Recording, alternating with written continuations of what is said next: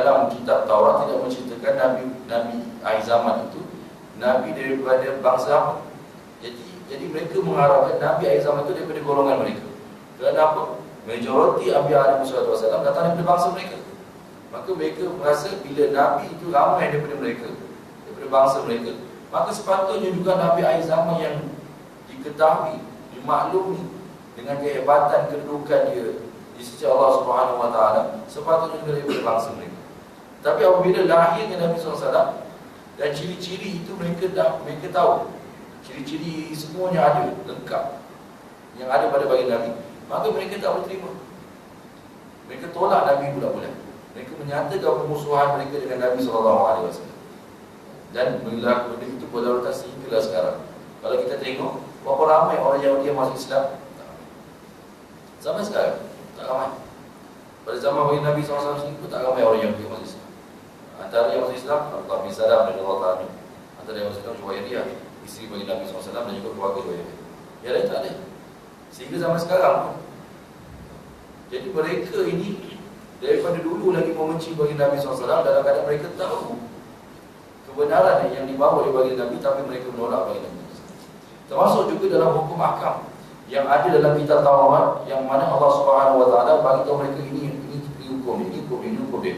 Tapi mereka itu tolak. Mereka tahu tentang hukum ahkam Allah Subhanahu Wa Taala, tapi mereka tolak. Mereka mempermain-mainkan hukum ahkam Allah Subhanahu Wa Taala. Jadi disebabkan itu Allah Subhanahu Wa Taala sebut mereka ini golongan yang mana mendapat kemurkaan Allah Subhanahu Wa Taala kerana mereka diberikan ilmu tapi mereka tidak mengamalkan ilmu mereka. Maka disebabkan itu mereka adalah golongan yang maghdub, golongan yang apa? Golongan yang mendapat kemurkaan daripada Allah Subhanahu Wa Taala. Dan juga tuan-tuan dan puan oleh Allah Subhanahu Wa Taala. Orang Yahudi juga kata Imam Ibn Katsir rahimahullah taala, kalau kita lihat di dalam Al-Quran, apabila Allah Subhanahu Wa Taala menceritakan tentang Bani Israel, maka cerita Bani Israel banyak dikaitkan dengan perangai mereka. Dikaitkan dengan perangai mereka. Kalau kita buka dalam surah Al-Baqarah tentang Bani Israel, cerita tentang lembu sapi itu, cerita itu kaitan dengan apa? Kaitan dengan perangai mereka. Kalau kita buka dalam tempat-tempat yang lain, dalam surah Al-A'raf, Allah Taala cerita tentang Bani Israel, sama juga cerita tentang perangai mereka. Banyak tempat-tempat dalam Al-Quran yang mana Allah Subhanahu Wa Taala cerita. Dan surah Maidah ni sendiri pun, kalau tuan-tuan buka baca surah Fatihah, surah Al-Maidah, daripada mula surah Maidah sehinggalah habis surah Al-Maidah tu, kita tengok terjemahan tu semuanya cerita tentang perangai orang Yahudi.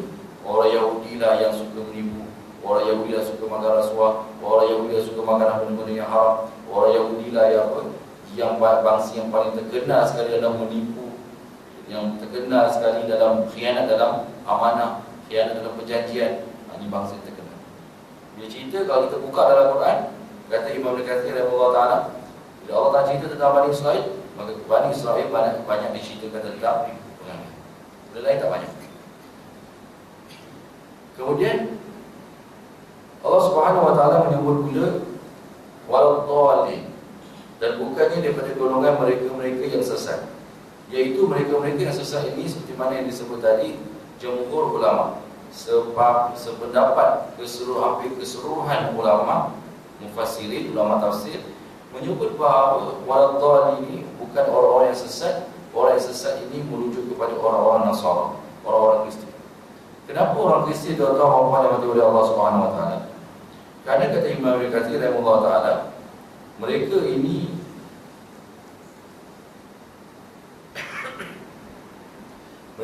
ingin melakukan sesuatu benda. Mereka ini ingin melakukan kebaikan, tapi mereka tidak ada ilmu tentang benda. Macam mana boleh jadi macam tu? Pertamanya ada setengah ulama sebut kerana tempoh masa Nabi Isa AS bersama-sama dengan mereka itu satu tempoh yang sangat pendek. Sebenarnya orang menyebut Nabi Isa AS diangkat ke langit pada usia 33 tahun, 33. Dan lebih kurang Nabi Isa AS dilantik menjadi Nabi lebih kurang antara 2 tahun dan dalam tempoh 2 hingga 3 tahun. Ini ketika usia Nabi Isa AS umur 30, 31 dan umur 33 diangkat ke langit oleh Allah Subhanahu Wa Taala. Jadi tempoh masa Nabi Isa AS bersama dengan kaum mereka, kaum baginda, satu tempoh yang pendek, dan disebabkan itu menyebabkan mereka ni kurangnya ilmu, dan ditambah lagi mereka pun tak nak mempelajari ilmu. Sebab apa? Kalau kita nak salahkan Nabi Isa, kalau kita nak salahkan Allah Ta'ala, tak ada. Mereka dah ada kitab Injil kepada mereka, diberikan kitab Injil oleh Allah SWT kepada mereka, dan ada orang alim di kalangan mereka yang tahu kitab Injil. Tapi mereka ni tak macam orang Yahudi. Orang Yahudi nak belajar, tapi dia belajar bukan sebab dia nak amalkan. Dia belajar untuk cari mana benda yang kita boleh cantas. Orang Nasara, dia tak nak belajar. Sebabnya kalau kita tengok, berapa ramai orang yang begitu arif dalam kitab Injil, sehingga sekarang tak ramai lagi. Dia kan padri-padri mereka sendiri pun, walaupun dia nampak macam hebat, tapi sebenarnya mereka sendiri pun tak arif dalam kitab Taurat, dalam kitab Injil mereka. Ditambah lagi dengan kitab Injil itu dah berubah-ubah habis dah, macam edisi dah. Tak larat baca. Semua padahal Injil tu yang Allah Ta'ala turunkan satu je, sekarang jadi berpuluh-puluh jenis, cetakan macam-macam. Orang tu lain, orang ni lain. Jadi orang Kristian sendiri pun confuse, mana kita Injil yang betul. Sebab apa? Jadi macam tu, mereka ni buat benda tanpa ilmu, buat ikut suka hati je. Tu jangan nampak pelik. Jangan nampak pelik. Tidakkah mereka boleh fikir apa pula lah Nabi Isa AS tu dibunuh semata-mata Nabi Isa AS rela dibunuh untuk apa? Untuk mengampunkan dosa-dosa mereka. Apa pula Nabi Isa dah buat macam tu? Kenapa Nabi-Nabi lain tak buat? Tak boleh kata mereka terfikir. Dan tidakkah mereka boleh terfikir bahawa kalau kita lihat, kalau kita tengok dalam TV tuan-tuan, kalau gambar dalam gereja tu, Nabi Isa AS tu dibayangkan orang yang kena salib, lepas tu kain ni kecil dia tutup. Tidakkah mereka terfikir bahawa mereka telah melakukan satu penghinaan terhadap Tuhan mereka? Mereka kata Nabi Isa AS itu Tuhan mereka. Tidakkah mereka terfikir bahawa mereka telah melakukan satu penghinaan terhadap Tuhan mereka sendiri? Pakailah baju, walaupun katalah nak letak juga Nabi Isa tu kena salib, pakailah baju cukup-cukup. Ini yang kecil je. Takkan rasa hina dia buat dengan Tuhan dia. Tapi mereka tak ada fikir. Sebab apa? Ilmu tak ada. So saya ingat saya pernah cerita pada tuan-tuan, ketika saya pergi ke Baitul Laham, tempat di mana Nabi Isa AS dilahirkan. Bila kami masuk tu, dia orang pesan, Ustaz Muhammad pesan, kopi ada buka, Ustaz bakar semua buka. Yang tak bagi kopi tak boleh, saya buka. Sebab apa nanti orang Kristian tengok selek. Apa pula orang Islam masuk dalam tempat berkisah. Jadi bila kita tengok, bila kita lalu tempat di mana Nabi Isa AS dikatakan dilahirkan di situ, jadi orang Kristian duduk, itu apa dia buat? Ada yang nangis, semua nangis. Kenapa dah nangis? Kenapa dah nangis?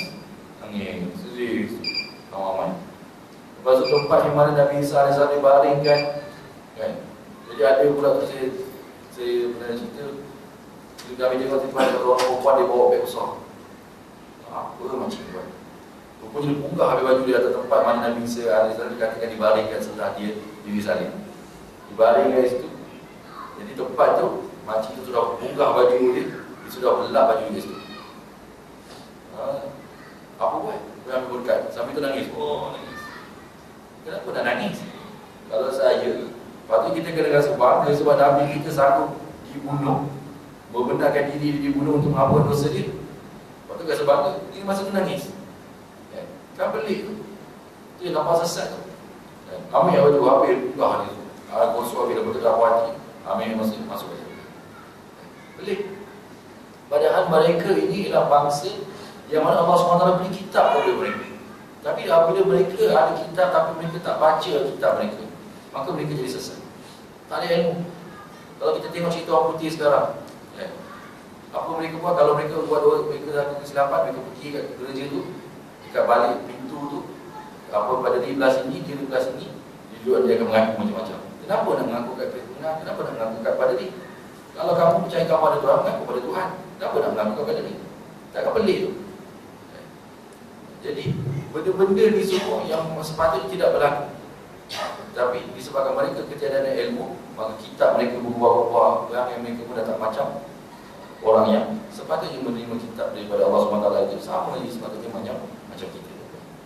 Jadi Allah SWT, Imam Ibn Katsir rahimahullah ta'ala menyebut bahawa kenapa orang Nasara ini digelar sebagai golongan yang sesat, kerana mereka ini melakukan perbuatan tanpa sama-sama.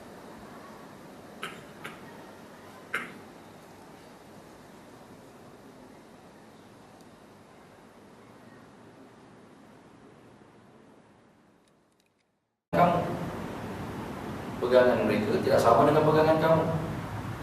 Kamu punya pandangan terhadap Nabi Isa berbeza dengan pandangan mereka terhadap Nabi Isa.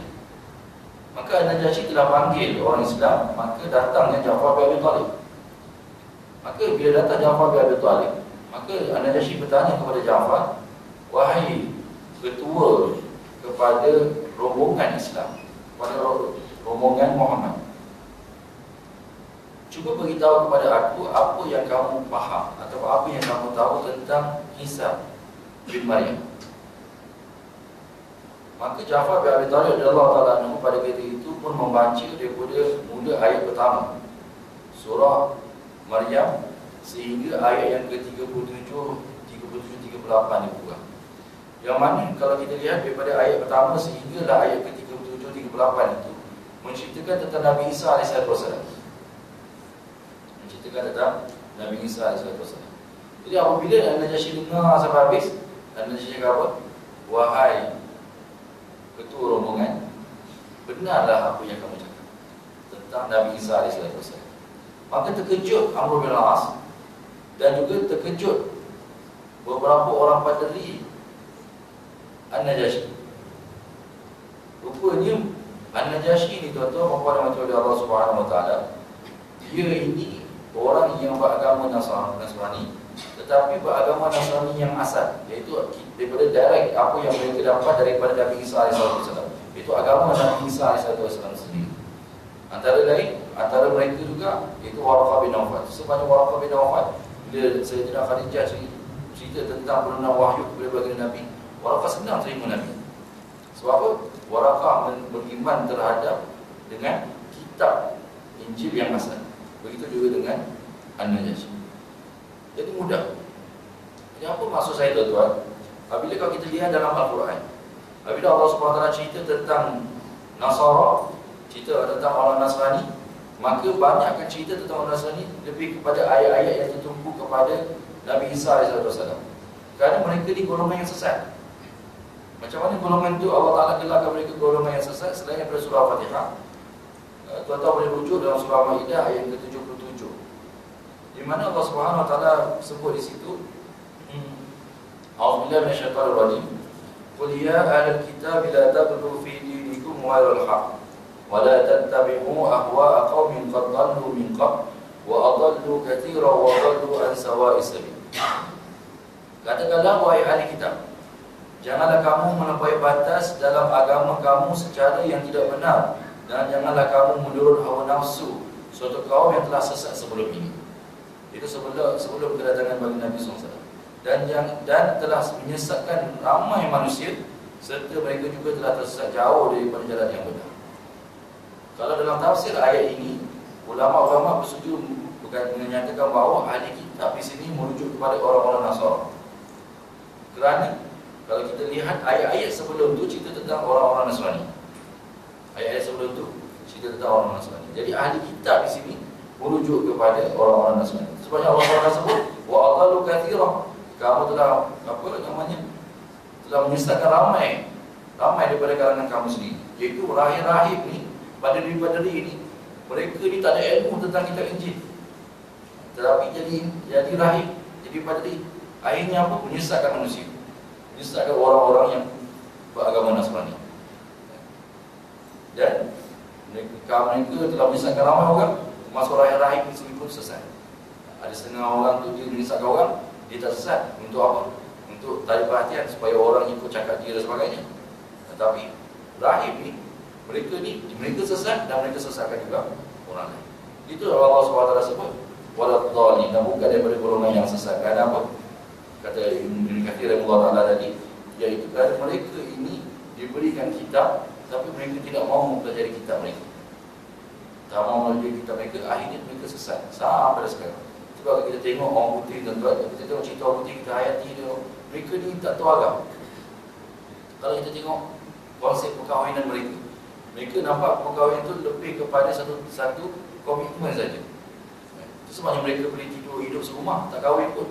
Sebab apa? Dia tanya, kenapa tak kahwin? Kenapa? Oh, saya tak nak komitmen. Saya tak nak komitmen, saya tak nak komit dengan keluarga. Tapi benda tu dia nak.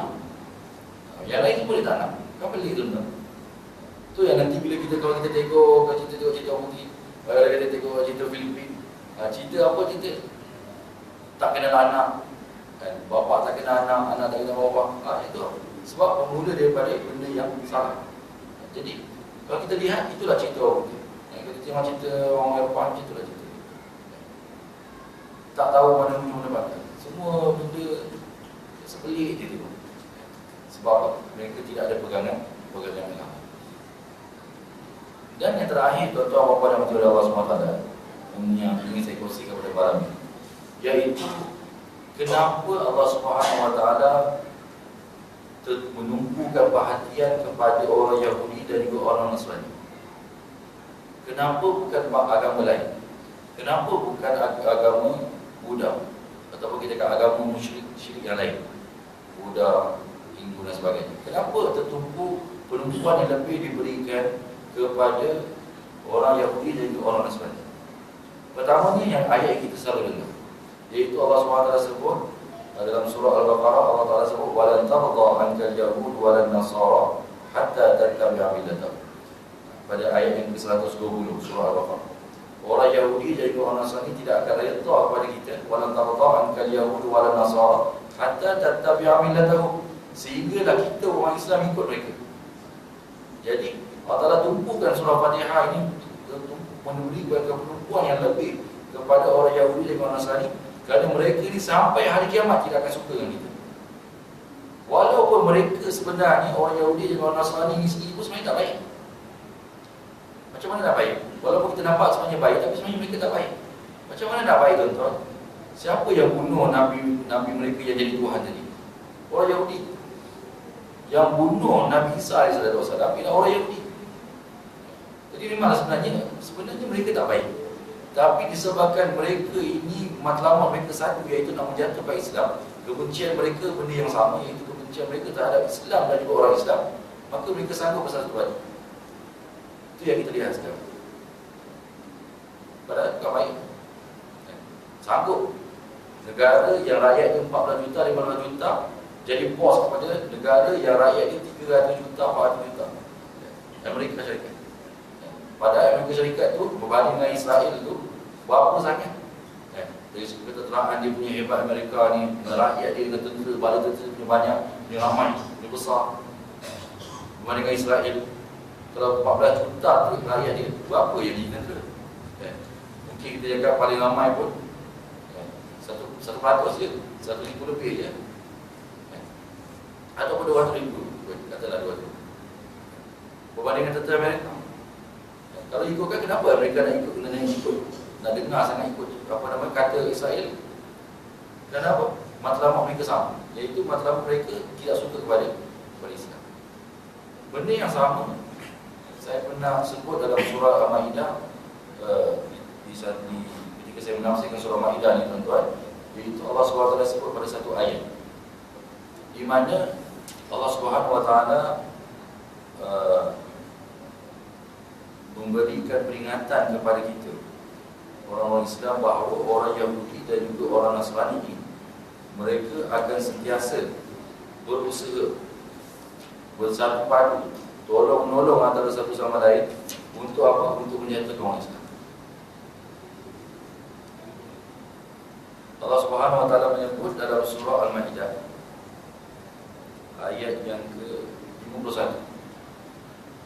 Ayat ke-51 surah Al-Ma'idah, Allah Subhanahu Wa Taala menyebut, ya ayyuhalladzina amanu la tattakhidul yahuda wan nasara awliya ba'dhum awliya'u ba'd wa man yatawallahum minkum fa innahu minhum Innallaha la yahdil qaumadh dhalimin. Bahagian yang pertama daripada ayat ke-51 surah Maidah, Allah Taala sebut apa? Wahai orang-orang yang beriman, janganlah kamu mengambil orang Yahudi dan orang Nasrani itu sebagai pemimpin kamu. Pemimpin di sini maksud jadi tuan penasihat kepada perkara-perkara berkaitan dengan negara kita, perkara-perkara berkaitan dengan ekonomi kita, perkara-perkara berkaitan dengan kepimpinan negara. Tak boleh jadi penasihat. Kenapa Allah tak bagi? Kerana ba'dhum awliya'u ba'd. Kerana mereka saling tolong-menolong antara satu sama lain. Tolong-menolong satu sama lain untuk apa tu kan? Untuk menjatuhkan kita.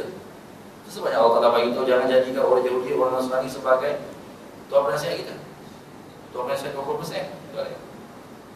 Sebab apa? Mereka tolong-menolong untuk menjatuhkan kita. Maka kalau kita ambil pandangan daripada mereka, perkara-perkara yang berkaitan dengan agama kita, perkara-perkara yang berkaitan dengan negara kita, kepimpinan negara kita, itu yang jahanam, itu yang rosak. Sebabnya kalau kita tengok kenapa orang Palestin tu berapa banyak dah perjanjian-perjanjian yang mereka telah buat dengan orang Yahudi. Banyak dah daripada tahun 48 tu sehingga sampai sekarang. Berpuluh-puluh perjanjian tu. Apa yang jadi pada Palestin? Apa yang jadi pada Israel? Israel makin lama makin besar, Palestin makin lama makin kecil. Gaza tu makin lama makin tersempit. Ramallah tu makin lama makin tersempit. Jerusalem tu makin lama makin tersempit. Padahal ada perjanjian. Jadi tak boleh. Kalau kita apabila perkara-perkara yang berkaitan dengan negara kita, orang ni jangan minta nasihat. Kalau minta nasihat dengan dia, selamat. Ya, kita Allah Ta'ala buktikan, Allah Ta'ala cerita pada kita pada ayat 51 tuan-tuan. Allah Ta'ala tunjukkan kepada kita. Kalau minta pandangan mereka, ni jadi. Minta pandangan mereka, ni jadi. Kalau kita tengok, seolah-olah orang Palestin itu dipermain-mainkan. Jom kita pergi Vienna, kita pergi Washington, sign perjanjian. Seminggu tak ada apa-apa lah. Lepas seminggu, apa jadi? Ada anak-anak Palestin yang mati kita tembak. Ada perempuan yang mana suami dia ditangkap dan sebagainya. Seminggu je paling lama. Dan apa Allah Ta'ala beritahu, mereka ni kalau kamu minta pandangan daripada mereka, minta idea daripada mereka, maka mereka tak akan bagi kamu jalan yang betul. Kamu boleh minta pandangan mereka dari segi pendidikan, kamu mungkin boleh minta pandangan mereka dari segi ekonomi. Ekonomi pun bukan pelaksanaan ekonomi, dari segi teori. Dan teori itu pun kita kena nilai balik. Kita kena nilai balik selaras dengan agama kita. Kita boleh ambil budak-budak. Sebab orang Yahudi terkenal dengan bangsa yang suka kepada riba. Kalau kita ikut budak-budak, memang kita jadi negara yang mengamalkan riba. Jadi perkara-perkara yang berkaitan dengan agama, perkara-perkara yang berkaitan dengan negara kita, bukan negara kita saja, mana-mana negara berkaitan dengan kepimpinan negara, mereka berkaitan dengan agama, mereka tak minta tolong. Dan apa mereka akan tolong satu bersatu padu, tolong-menolong antara satu sama lain. Orang Yahudi dan juga orang Kristian ini. Untuk apa? Untuk menjaga. Dan Allah Ta'ala beri peringatan kepada kita dalam surah Maidah yang ini. Jadi Allah SWT ceritakan kepada kita dalam surah Fatihah ini kenapa Allah Ta'ala cerita? Kerana dalam ayat-ayat yang akan datang akan menceritakan orang Yahudi, orang Nasrani akan berusaha macam-macam. Ini satu contoh tuan. Kalau tuan-tuan baca Quran daripada ayat 51 ni, sehinggalah kalau dalam Quran tu satu muka surat tu semua cerita tentang wahai orang beriman, jangan jadikan orang Yahudi ni sebagai kawan kamu. Kenapa? Mereka akan memainkan agama kamu, mereka akan memsenda-sendakan agama kamu. Dan itulah itu yang baik. Jadi penumpuan Allah SWT berikan kepada Yahudi dan Nasrani dalam surah Fatihah ini kerana apa? Kerana seperti mana saya sebut tadi, atau rujuk ayat ke-51 surah Maidah, Allah Ta'ala bagi tahu kerana mereka ini tidak akan suka kepada kita. Surah Baqarah ayat ke-120 Allah sebut walan tarda anka yahud walan nasara hatta tattabi'a. Allah katakan mereka ini sampai bila-bila, sampai ke hari kiamat mereka tidak akan suka kepada kita. Walaupun ada sebagian mereka orang Nasrani ini menerima Islam, tapi ramai lagi daripada kalangan mereka yang akan berusaha bersungguh-sungguh sanggup buat apa saja hanya kerana apa? Untuk menjatuhkan Islam. Dan itu yang kita lihat. Orang Islam tak kacau mereka tuan-tuan, tapi kita tahu orang Islam semua habis kena kacau. Yang ada kat mereka pun macam baru-baru ni kata 2-3 minggu lepas, ada satu orang tu dia sangat benci dengan Islam. Lepas tu apa dia buat? Dia tembak 3 adik-beradik. 2 beradik, satu seorang suami dia. 3 orang. Padahal tengah jalan je. Lepas tu orang yang tembak tu apa jadi? Sampai sekarang tak tahu apa jadi pada orang. Pada waktu dia kena tangkap dah. Bila orang tangkap dia, kenapa tembak orang Islam ni dekat mereka ni? Kalau saya benci ni. Apa jadi pada waktu? Sampai sekarang kita tak dengar apa lagi perbicaraan ada dilakukan, tak ada. Jadi kita diperlihatkan oleh Allah SWT benda-benda ni semua. Mengapa kita sebagai Islam masih lagi nak mengharapkan sesuatu daripada mereka? Kerana mereka sebenarnya, kita jumpa mereka, kita sebenarnya telah menggulungkan kepala kita, leher kita untuk dipenggal oleh mereka semua. Itu yang Allah kita tengok. Orang negara-negara Arab semua minta nasihat kepada mereka. Apa jadi? Minyak mereka, minyak Arab Saudi. Tapi kalau kita pergi, tuan-tuan pergi Mekah, pergi Umrah, nama petrol pump besok, bukannya berapa banyak dia beli Arab. Macam mana pula kat Arab Saudi ada total kat situ? Kenapa ada total kat situ? Kenapa kena ada Shell kat situ? Petronas pun tak ada kat situ. Shell pun ada kat situ. BP pun ada kat situ. Tapi kita tak ada kat situ. Jadi tidakkah kita tertanya? Dia ambil, dia yang kayu. Bila banyak minyak Amerika sangat. Tapi walaupun mereka minta banyak minyak, tapi harga minyak mereka yang kontrol. Apa pelik tu? Kenapa Arab Saudi tak kontrol? Kenapa negara Arab tak kontrol? Kenapa kita negara pengeluar minyak tak kontrol? Kenapa masih nak mengharapkan dia? Sebab apa? Kita minta nasihat mereka, memang selamatlah. Dia kita yang menjadi minyak kita jadi murah sebagainya. Padahal kita yang kontrol barang-barang kita. Tapi negara Arab pun macam tu. Itu yang jadi. Jadi Allah SWT beri peringatan kepada kita. Dan Allah sebut dalam Al-Quran, bila kita baca Al-Quran, kita mendalami Al-Quran, maka kita akan lihat sebenarnya benda-benda ini telah diberi peringatan oleh Allah SWT lama dah.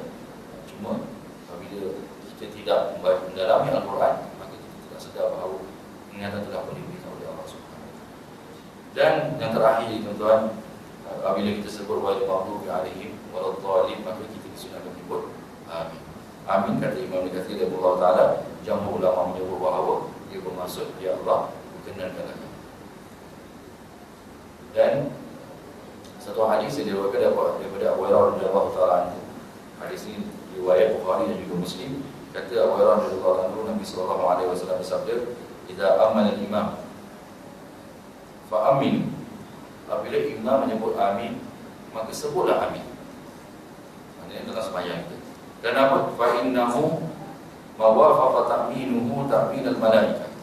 Kenapa? Barang siapa yang amin itu sama dengan amin malaikat. Ketika dia sebut amin itu, malaikat sama sebut amin.